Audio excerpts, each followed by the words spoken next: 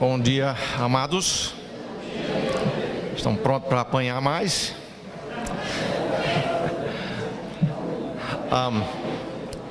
Colossenses capítulo 3, versículo 16 diz: habite ricamente em vós a palavra de Cristo, instruí-vos e aconselhai-vos mutuamente em toda a sabedoria, louvando a Deus com salmos e hinos e cânticos espirituais com gratidão em vosso coração. Talvez alguns não tenham pensado nisto, mas a Escritura ensina que o tempo de cântico é para instrução também. E eu estava pensando sobre aquela parte onde nós cantamos: Deus nada faz sem um plano ou razão. E aí você acredita que Ele é capaz de ter um plano para mim, mas também na sua vida? Ele sabe cuidar deste grupo de gente aqui. Ele é suficiente e grande para isto. Aliás, não é só esses aqui, não. E não é nem só os salvos. Ele governa até os incrédulos também. Ele é totalmente soberano. Esses hinos a gente canta com esse fim da gente estar meditando no que estamos cantando, que é para nos instruir também. Com isto em mente, vamos abrir o nosso texto novamente, João, que estava aqui na página, 1 Timóteo, capítulo 3, versículos de 1 a 7, novamente.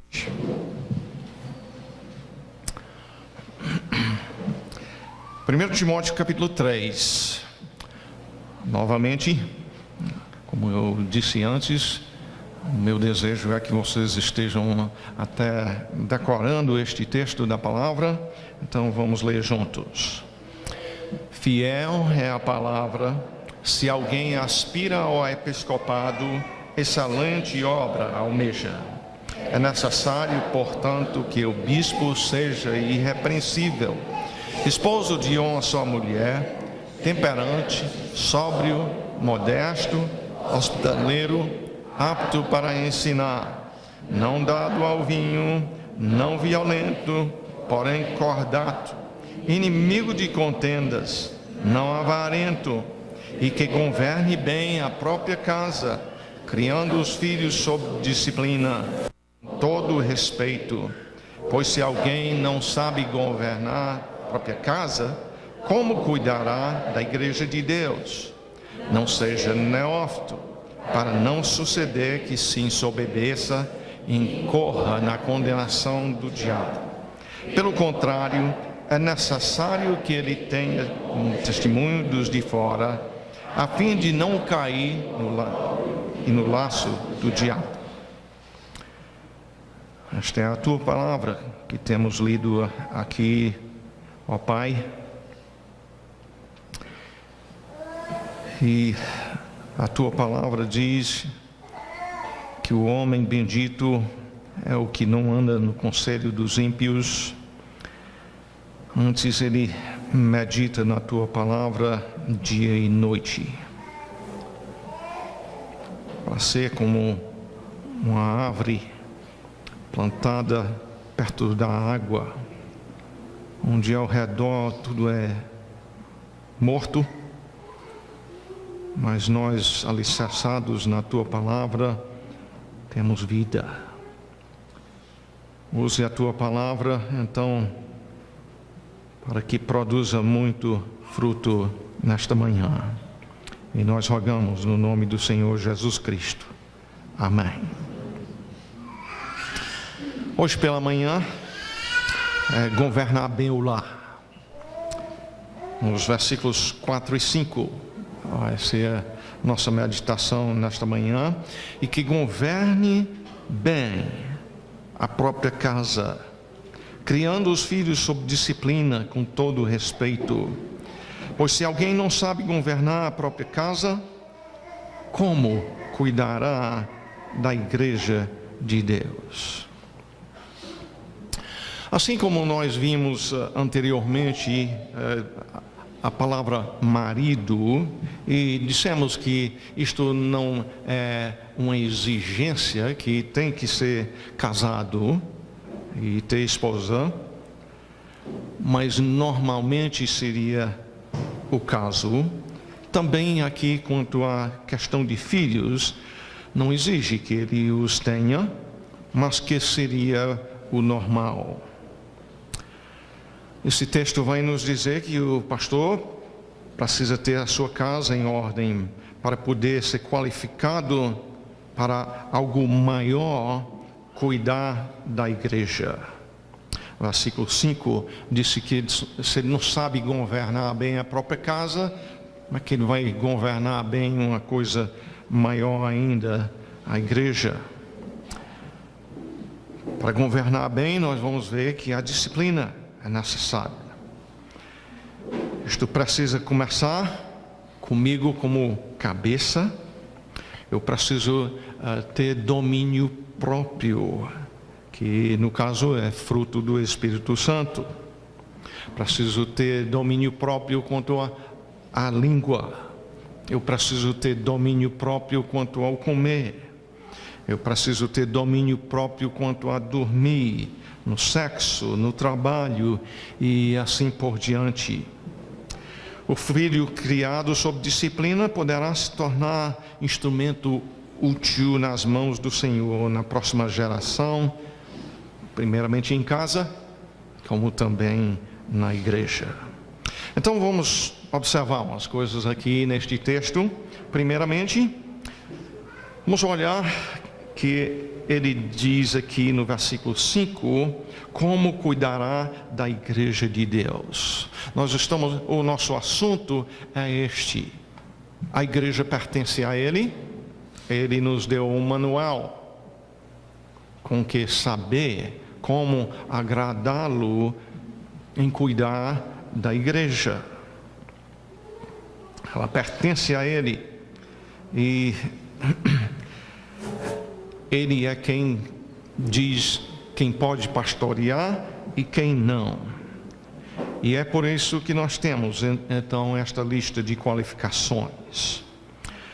A palavra governe e governar é usada nos dois versículos.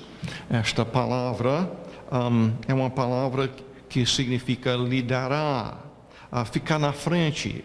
No momento, eu estou incumbido desta responsabilidade de estar na frente. Governar tem a ver com isso, tem a ver com a palavra presidir. É usado em Romanos capítulo 12, versículo 8, um dos dons espirituais é saber governar. 1 Tessalonicenses 5 e 12 diz que nós devemos apreciar, honrar os que governam. Aqui em 1 Timóteo capítulo 3 e versículo 12, quanto ao diácono, diz: e governe bem seus filhos e a própria casa. Então, não é responsabilidade meramente dos pastores da igreja, mas também dos diáconos. E lembre-se, nós estamos enfatizando que isto porque o plano de Deus é que nós pastores sejamos modelo para o rebanho. Estas são coisas que toda a igreja precisa viver. No capítulo 5, nós encontramos essa palavra governar também. Versículo 17 diz: devem ser considerados merecedores de dobrados honorários os presbíteros que presidem bem. Essa mesma palavra que nós estamos vendo aqui no capítulo 3 e versículos 4 e 5.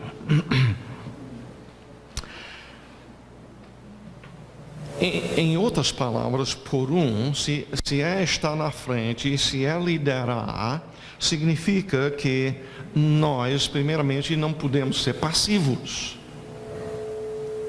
E a verdade é que nos nossos dias, A masculinidade tem sido atacado tremendamente, isto por causa do inimigo das nossas almas, mas é fácil a gente ser passivo em casa. Eu luto com isso também. Ele precisa estar na frente, liderando o caminho em que a família deve andar. Rapazes, até o momento do casamento você não é o cabeça, não. Porém, na hora que Deus lhe une em casamento com uma moça, Ele te faz o cabeça do novo lar. Não é questão de algo que você briga para ter isto, não é uma questão de uma expressão de orgulho que você toma essa posição. O próprio Criador declara que você é, e ou vai ser um cabeça responsável ou irresponsável.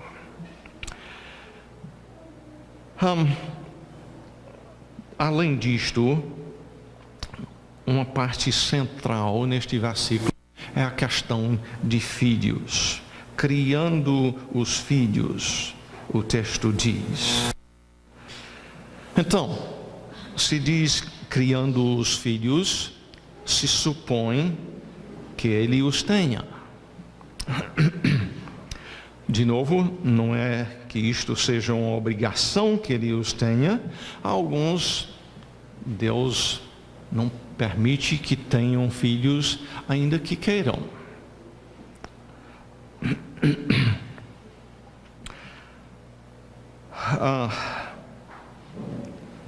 Porém, tanto no Velho Testamento como no Novo Testamento, filhos são valorizados. E, aliás, deixa eu dizer que durante a minha vida aqui no Ceará e agora na Bahia, esta questão mudou imensamente. Nos meus dias de jovem, valorizava-se ter filhos. Hoje é bem diferente. Eu tenho dito até numa pregação no Dia das Mães, sim, no Dia das Mães todo mundo louva você, mas nos 364 outros dias do ano é atacando a maternidade. Deus nos criou sendo o plano normal dele que o homem se case com uma mulher, e o natural é que tenham filhos. Tem um tempo no começo da vida de toda mulher, quando ela não pode ter filhos. E na última parte da vida também não pode. Mas naquele meio tem um tempo quando ela pode, e Deus planejou, Deus criou desta forma.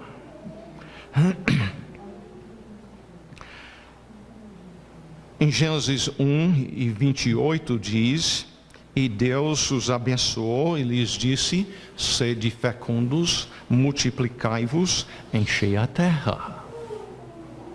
E talvez alguém diga: mas isso aí foi ordem que Deus deu a Adão, e eu não sou Adão e Eva. Bem, depois do dilúvio, ele disse a mesma coisa, aliás, 2 vezes a Noé, no capítulo 9, no começo da sua conversa e no fim. Entendo que se foi no começo e no fim, era para enfatizar a importância disto, de crescer e multiplicar.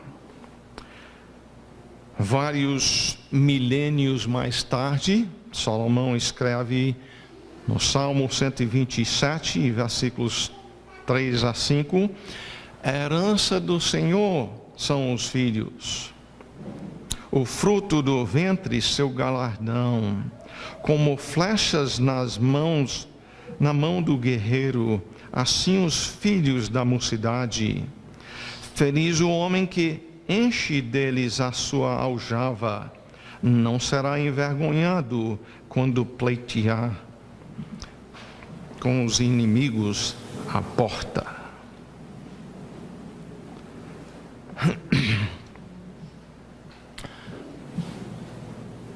Muitas vezes nos nossos dias a gente é atacado pela questão de ter filho ou mais de um filho. Vamos na conversa do mundo ou vamos lembrar o que o Senhor diz? Em 1 Coríntios, aliás, antes de ler o versículo, você crê que o seu corpo é seu para você fazer dele o que quiser? Pense bem nisto. Em 1 Coríntios, nós já referimos a este versículo no outro contexto anterior. Nos versículos 19 e 20 diz: acaso não sabeis que o vosso corpo é santuário do Espírito Santo que está em vós? Se você é casado ou solteiro, este é o caso. E que não sois de vós mesmos, porque fostes comprados por preço. Agora, pois, glorificai a Deus no vosso corpo. Isso aqui não é Velho Testamento, não. É Novo Testamento. O Senhor deve ser glorificado com o corpo que Ele comprou por um preço caríssimo, quando Ele deu a sua vida para salvar miseráveis pecadores como eu sou. A igreja nos nossos dias tem tristemente se conformado ao mundo em que vivemos, achando que somos donos do nosso corpo e que a prioridade quanto a filhos é a vontade própria. Eu ouvi um pastor, um bocado famoso, dizer quanto a Gênesis 1 e 28, isso aí era daquela época. Você não vive naquela época. Você pode viver uma vida com mais dinheiro, se não tem filhos. E a gente gasta dinheiro na criação de filhos. Não tem que ser necessariamente tanto quanto muitos pensam que precisa, mas é verdade. Mas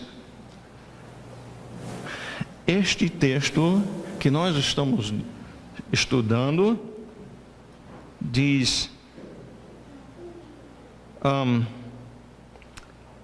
e que governe bem a própria casa, criando os filhos.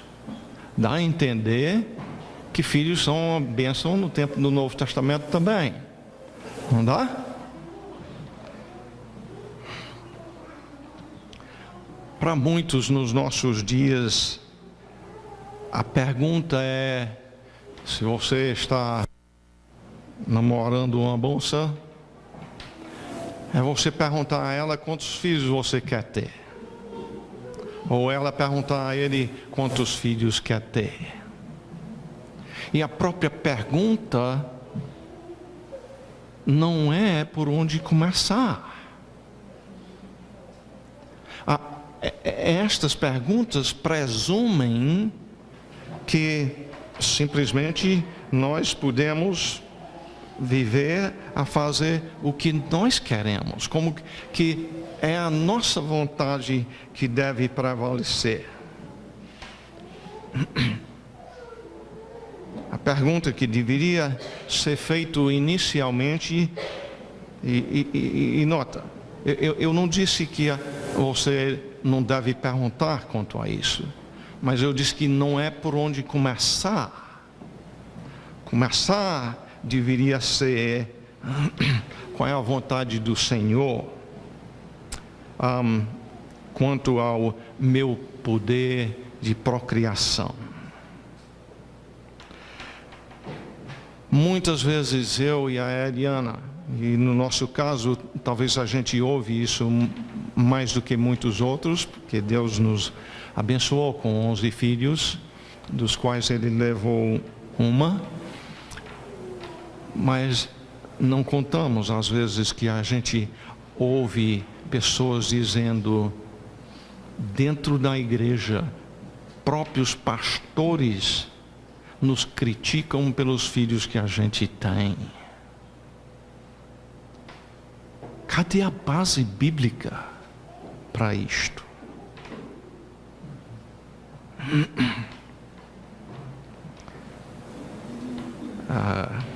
É as críticas, é as piadas que recebem até de irmãos em Cristo. Usar os anticoncepcionais muitas vezes não é feito com nenhuma diferença entre nós e o mundo. O DIU, por exemplo, não é anticoncepcional, é abortivo. É feito para isto. Permite a concepção, e a Bíblia ensina que o começo da vida é do momento da fecundação. E depois disto, o DIU não permite a implantação do óvulo fecundado. Isto é abortivo. Isto é aborto.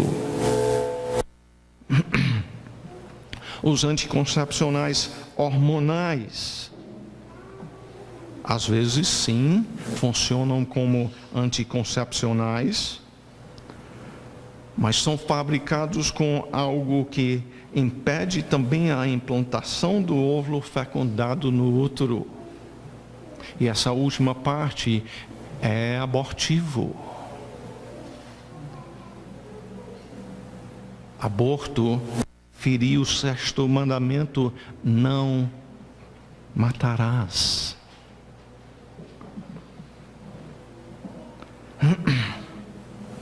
Mas, acima da questão de anticoncepcionais, realmente está a questão de simplesmente não querer ter filhos.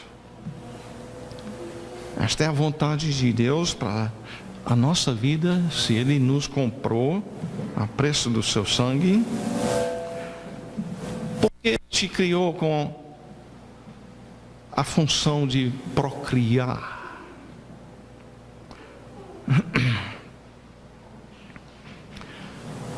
Tanto no Brasil como lá nos Estados Unidos, principalmente quem está tendo filho é quem? É fora do casamento. E nós condenamos isto, e com justa razão. E se nasce desta forma, é um ser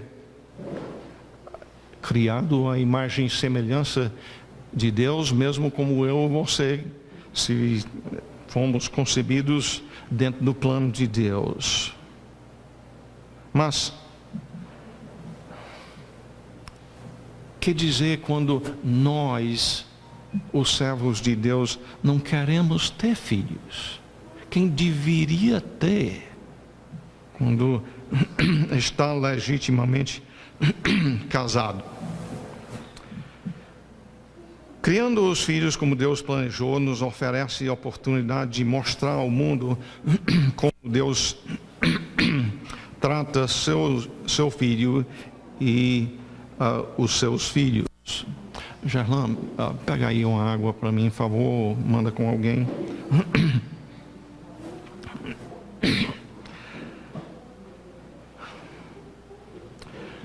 Por isso, é do Senhor que nós devemos aprender como tratar um filho. Quanto aos seus filhos, Ele os instrui. Nós estamos estudando a palavra dEle, a fim de que a gente compreenda como Ele planejou que nós vivamos. Ele disciplina. O nosso texto aqui diz, criando os filhos sob disciplina. Nós precisamos falar então um pouco quanto à questão de disciplina. Muito obrigado, irmão.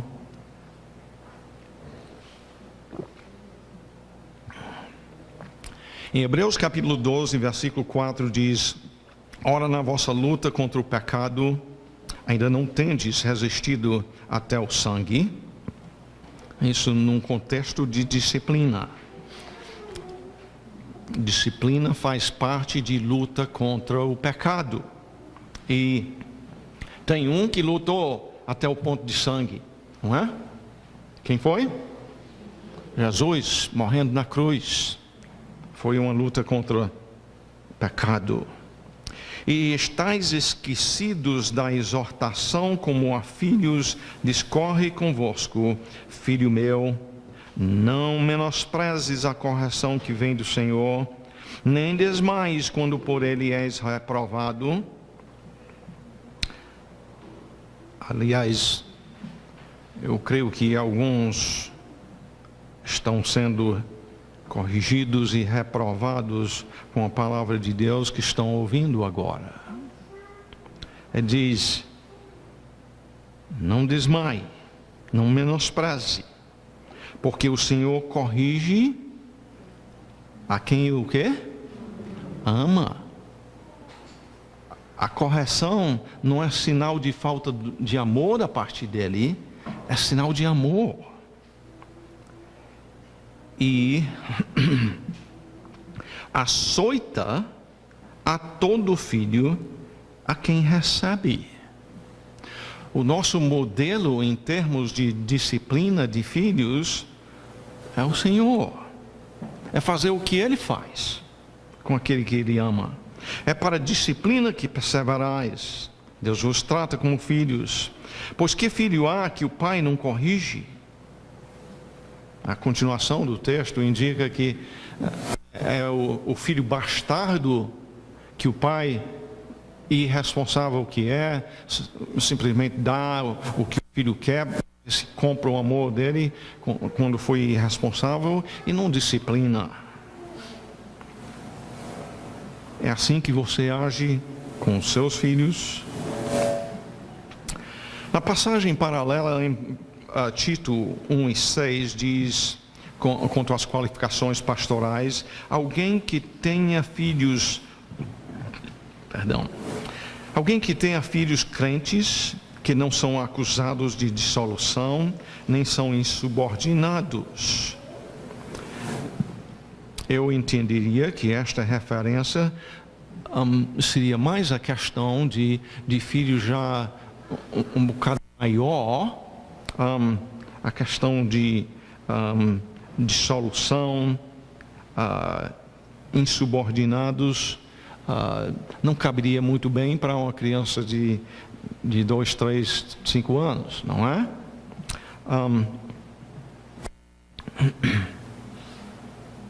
Quando o seu filho lhe desobedece, o que você faz? Se ignora, tem um problema. Deixa eu descrever uma situação aqui. Um pai chama o filho para lhe dar um abraço. E o filho simplesmente continua indo.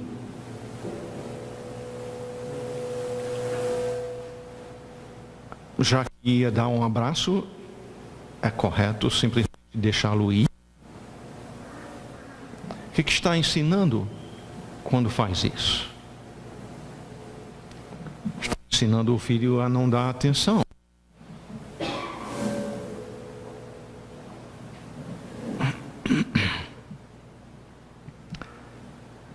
É melhor a gente dar menos ordens e fazê-los valer do que dar muitas ordens e não fazer nada, a maioria das vezes, quando o filho desobedece.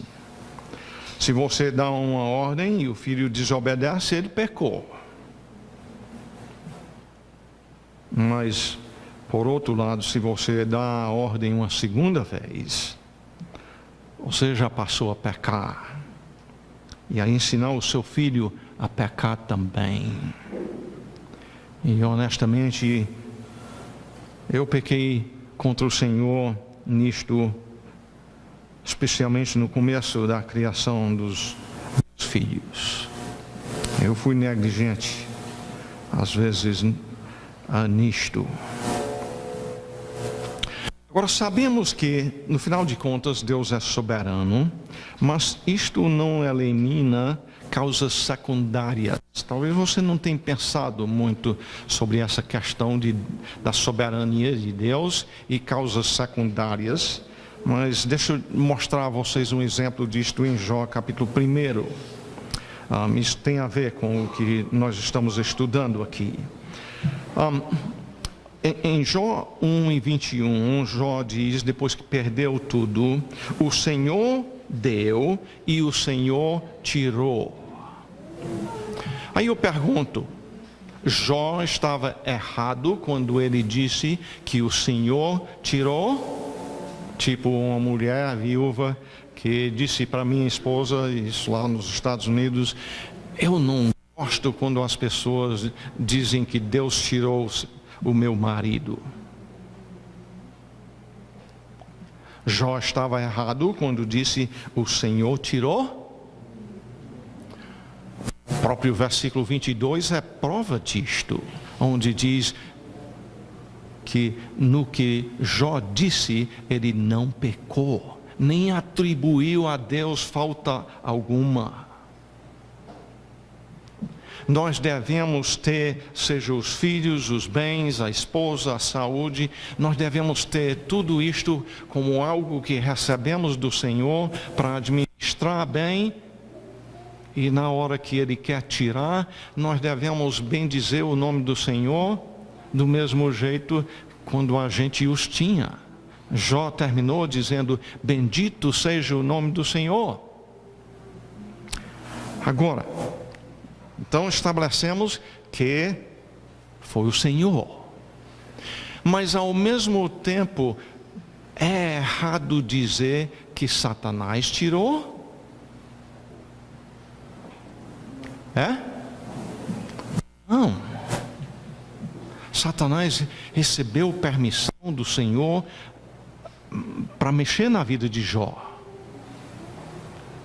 E ele saiu e tirou todas aquelas coisas. É verdade que Satanás tirou. Não, as duas coisas não são contradição. Deus tirou e Satanás tirou. Mas ainda tem mais outro. O texto nos fala de caldeus roubando e sabeus também. Não é errado falar dos caldeus serem ladrões e os sabeus também tirando. Eu estou estabelecendo com isto a questão da soberania de Deus e ao mesmo tempo causas secundárias e responsabilidade nisto. Satanás, só porque fez o que Deus soberanamente planejou, não significa que ele não seja responsável. Que os caldeus e sabeus, apesar de estarem executando o soberano plano de Deus, estavam pecando no que fizeram, sendo ladrões.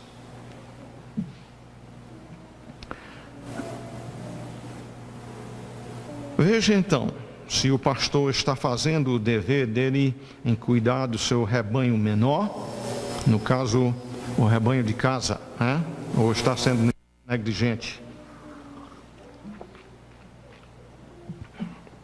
Afinal, se ele não sabe cuidar dos filhos, não sabe cuidar direito do relacionamento com a esposa, e isso pode envolver trabalhadores também, é o manejo da casa toda.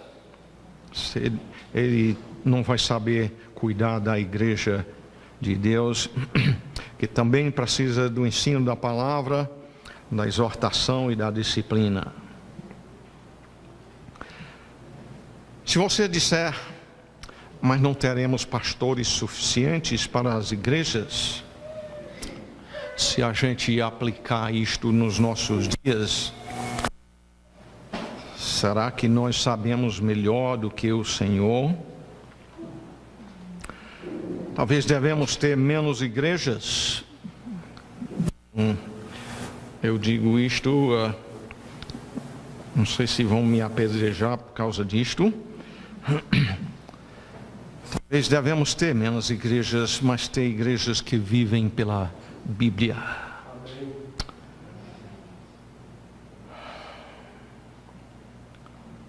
Que tal a igreja dar a um pastor que está tendo dificuldades quanto à família, uns 6 meses para ele pôr a família em ordem, para que o nome de Deus seja honrado. É importante uma igreja que está, por exemplo,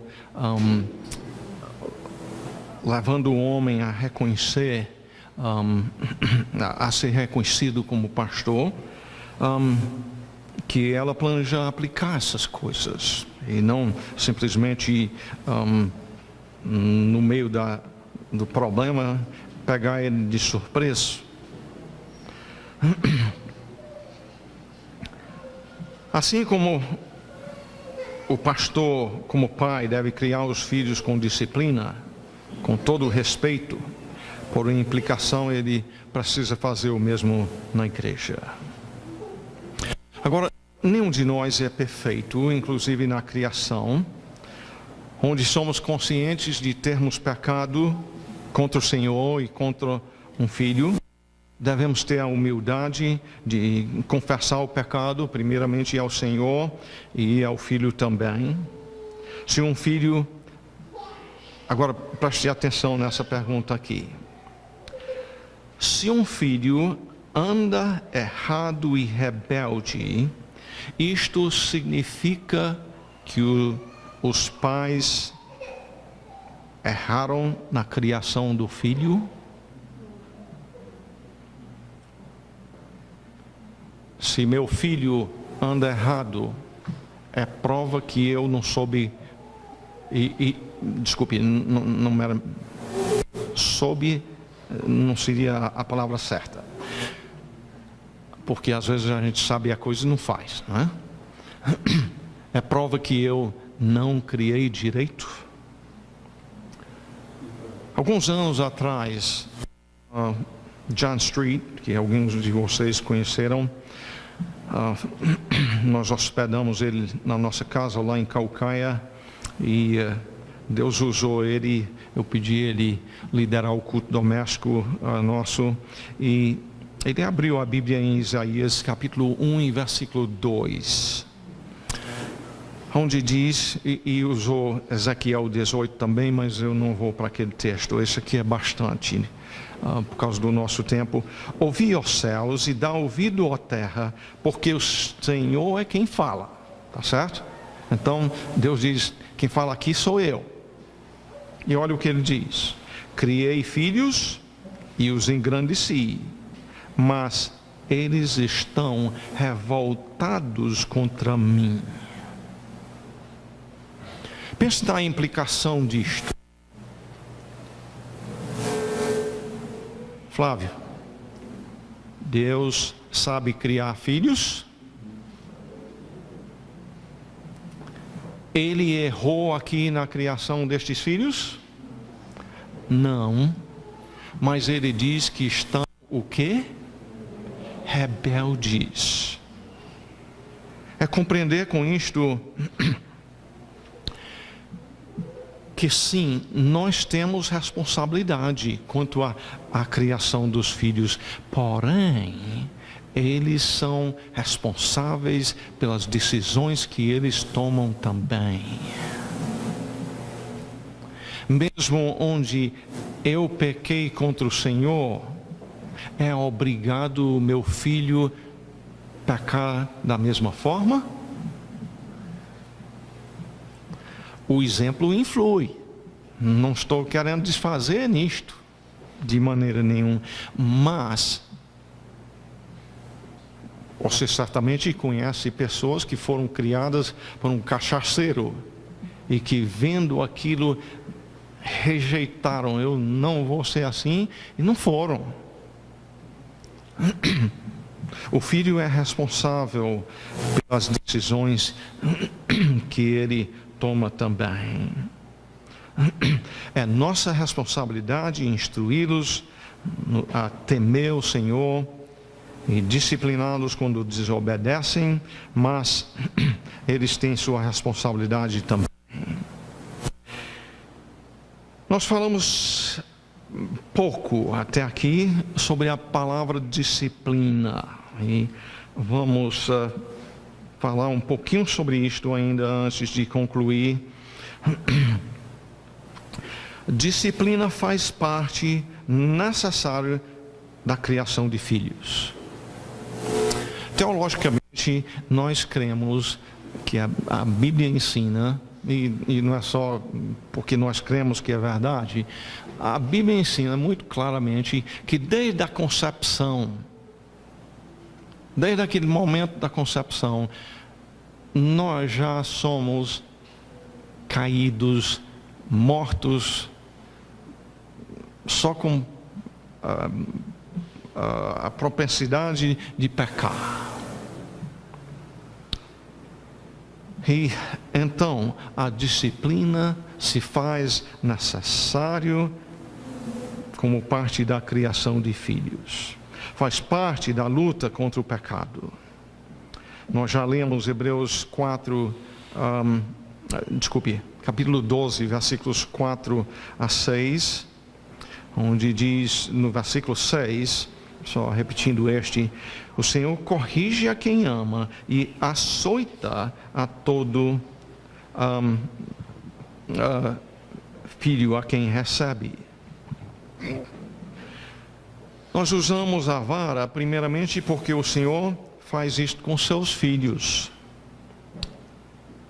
De fato, Deus diz que quem não usa a vara não ama seu filho. Quantas vezes eu não já ouvi pessoas dizerem: eu nunca açoito meu filho, não. Eu amo meu filho demais para fazer isso. E eu pergunto: é você que está certo? Ou Deus é um mentiroso? Ele diz em Provérbios 13 e versículo 24, o que retém a vara ama o seu filho. Aborrece seu filho. Você sabe mais do que ele? Mas o que o ama, cedo o disciplina. Talvez você ache isto cruel e desnecessário. Você ouviu muitas vezes que isto é estimular a violência. Diz para Deus que você entende mais sobre a criação de filhos do que Ele. Você tem coragem de dizer isso? Ou simplesmente vive isto? Obviamente seria o último. Não devemos disciplinar quando estamos com raiva, e por isso requer domínio próprio da nossa parte. Não disciplinamos meramente porque nos desobedeceram. Foi o Criador que disse: filhos, obedecei a vossos pais. Eu disse muitas vezes a meus filhos: não fui eu que inventei a sua obrigação de me obedecer. Deus diz isso. Deus estabeleceu isso nos 10 mandamentos: honra a teu pai e a tua mãe. Nós vivemos numa sociedade que, especialmente nas escolas, tem incentivado o contrário. Revolta dos filhos contra os pais. Se seu pai lhe açoitar, dê parte. Tem a lei perversa do Estatuto da Criança e do Adolescente, e os meninos são ensinados isso e sabem disto. Foi o Criador que disse: filhos, obedecei a vossos pais, para que te vá bem e sejas de longa vida sobre a terra. Quando nos desobedecem, estão desobedecendo primeiramente a Deus. Agora, em conclusão, como é que nós podemos terminar isto?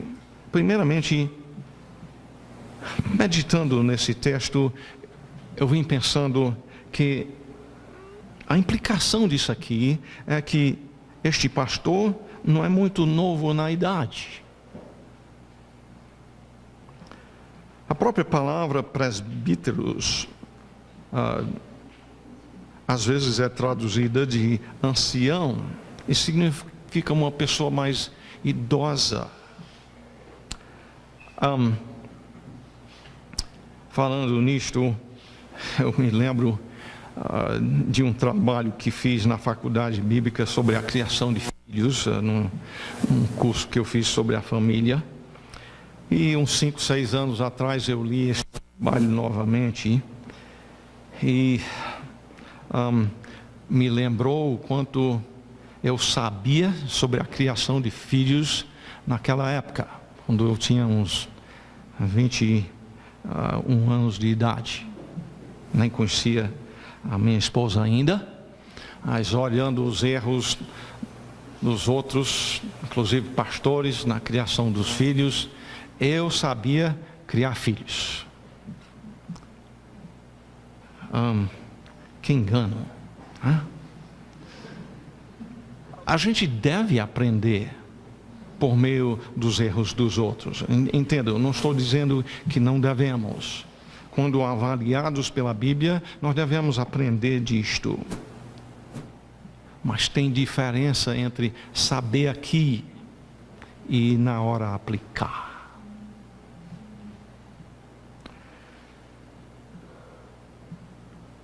Acho que frequentemente nós somos ligeiros, e nota, aqui eu disse acho, e examinem se tem uma razão bíblica, mas eu acho que às vezes, até frequentemente, somos ligeiros demais para colocar um jovem na responsabilidade pastoral, talvez simplesmente porque ele é formado. Nós valorizamos aquela parte intelectual, o conhecimento. Nossa época, especialmente com o celular, o computador, a gente vai lá no Google, bem ligeirinho, acha informação. Mas a vida não é só a questão de saber.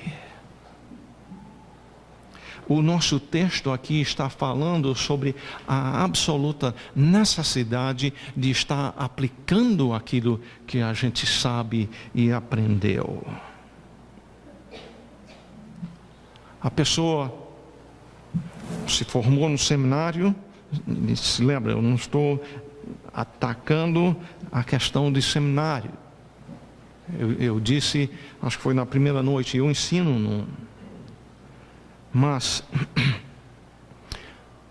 só porque se formou no seminário não significa que está qualificado para o trabalho pastoral. Essas coisas que a gente vem desenvolvendo de segunda-feira para cá são qualidades que não necessariamente se aprende no seminário. Aquilo que eu estou transmitindo aqui nesses dias em si não lhe qualifica você saber essas coisas. Aqui diz, é necessário que o bispo seja, não é só saiba não.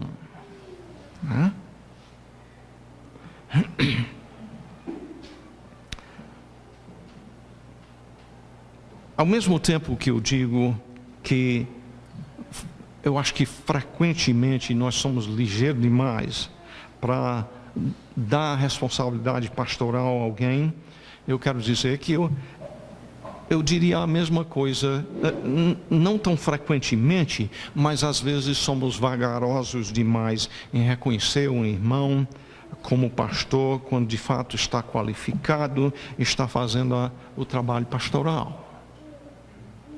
Eu acho que às vezes somos demorados demais nisto.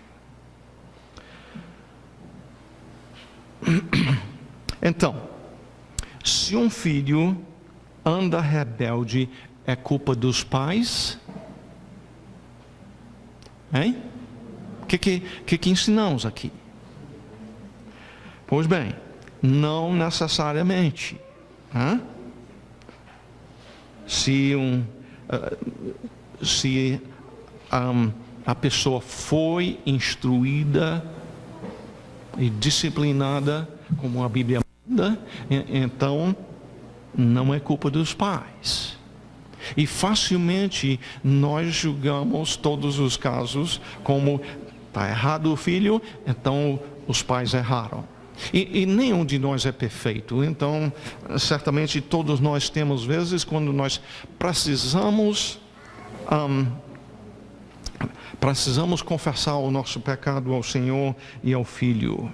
Mas não é ficar a vida toda nos machucando, cheio de culpa pelo que nós fizemos. Compreender que o filho também é responsável pelas escolhas que ele faz. Se um filho anda rebelde, um homem deve continuar como pastor. Nisto, não devemos ignorar a qualificação bíblica. Devemos buscar muito a sabedoria do Senhor quanto a aplicar isto. Eu tenho lutado com esta questão na minha própria vida. Talvez a igreja precise dar algum tempo ao pastor para se dedicar à sua família, para recuperá-la, para pô-la em ordem. Teve tempo na minha vida, quando filho errou, pecou contra o Senhor seriamente, e me afastei do ministério por algum tempo, e comuniquei isto à liderança da igreja.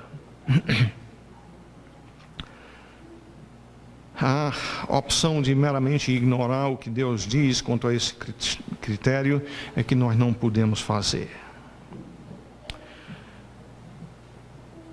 Agora, alguém se lembra da pergunta que mencionei esta noite, que nós devemos estar fazendo e ouço poucos fazendo? Alguém se lembra? Que foi? Ninguém lembra, não? Acho que eu não estou comunicando bem, não. Por outro lado, eu sei que eu estou falando muito e não dá para decorar mesmo tudo, não, né? Mas a pergunta foi: quando é nosso dever bíblico desobedecer as ordens de uma autoridade? Quando é nosso dever bíblico desobedecer as ordens de uma autoridade? Por exemplo, e nós estamos aqui na conclusão, a questão de governar bem o lar. Quando o governo diz que você deve abortar um filho, como o governo comunista na China tem feito, você deve obedecer? Isso aí é fácil, né? Todo mundo concorda com isso aí. E se o governo te disser que você não deve ter mais do que um filho, como o mesmo governo disse, você deve obedecer?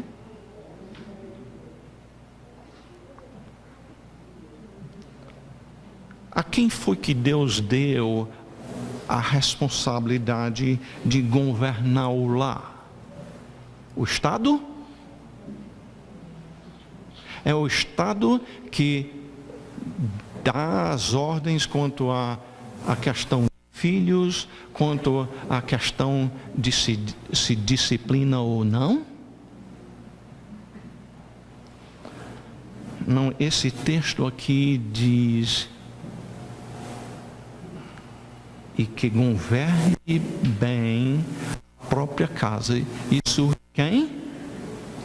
O pastor. pastor governe bem a própria casa, criando os filhos sob disciplina, com todo respeito, pois se alguém não sabe governar a própria casa, quem é que está dizendo que é para o homem governar a sua casa? É Deus.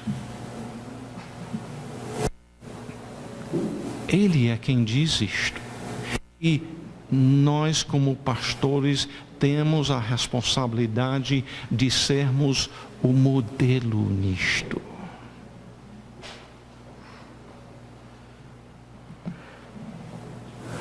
Eu não sou infalível.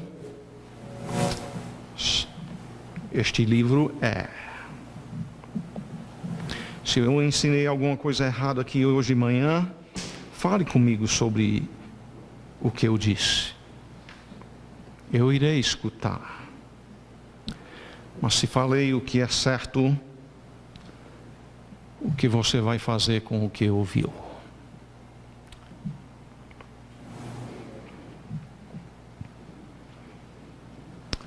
Senhor, quantas vezes, como acabei de mencionar, nós sabemos a verdade, mas quantas vezes nós não somos falhos no viver daquilo que a gente sabe.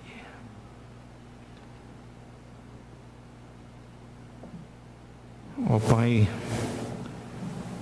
na sua graça e sua misericórdia, que o Senhor possa nos convencer do nosso pecado, arrependido disto, que nós possamos viver para a glória, honra e louvor do nosso Senhor Jesus Cristo. Nós rogamos que o mundo possa ver em nossas vidas luz no meio das trevas que só faz aumentar ao nosso redor. Essa luz tem que começar com a regeneração, a salvação de pecadores. Isto é possível somente quando o pecador se arrepende do seu pecado e passa a confiar não na sua própria bondade, mas naquilo que Jesus Cristo fez na cruz do Calvário, pagando o pecado em nosso lugar. E assim nós suplicamos no nome do Senhor Jesus Cristo. Amém.